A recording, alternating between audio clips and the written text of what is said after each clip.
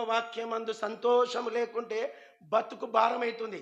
చెప్పడమవుతుంది, బ్రతుకు భారం. నీ ఇల్లు భారం అవుతుంది, నీ భార్య నీకు భారం అవుతుంది, నీ పిల్లలు నీకు భారం అవుతారు,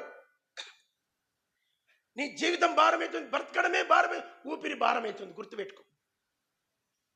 ఎంతో అద్భుతంగా ఉండాల్సిన మీ జీవితాలు, ఎంతో బ్యూటిఫుల్గా ఉండాల్సిన మీ లైఫ్ని మీరు దేవుని అన్నిటికీ సీక్రెట్ ఏంటంటే ఈ వాక్యం అందు నీకు ఏముండాలా? సంతోషం. దీన్ని తృణీకరించినావో అడ్రస్ ఉండదు నీకు. ఇది నెక్స్ట్ పుట్టగతులు ఉండవు, నెక్స్ట్ జనరేషన్ ఉండదు. అంత భయంకరం దేవుని వాక్యాన్ని తృణీకరించే వాళ్ళు. ఇదాల సంఘాలు ఎట్ట తయారంటే, బ్రదర్ అన్ని 3 గంటల సేపు వాళ్ళు టైం ఇస్తాము, వాక్యంకి వచ్చేసరికి 20 మినిట్స్ చెప్పు, 15 నిమిషాలు చెప్పు, పులిపెట్టి ఎక్కుతూనే 10 మినిట్స్ చెప్పు అని ఉన్నారు.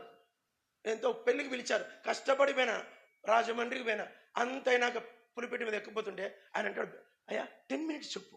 నాకైతే 10 మినిట్స్ ఎందుకు బ్రదర్, 3 మినిట్స్ చెప్తాను చెప్పి. మీరు నమ్మండి, 3 మినిట్స్లో ముగించేసి కూర్చున్నాను.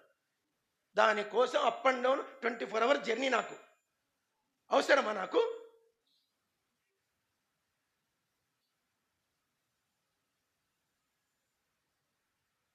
అలాంటి చర్చిలకు పోకండి.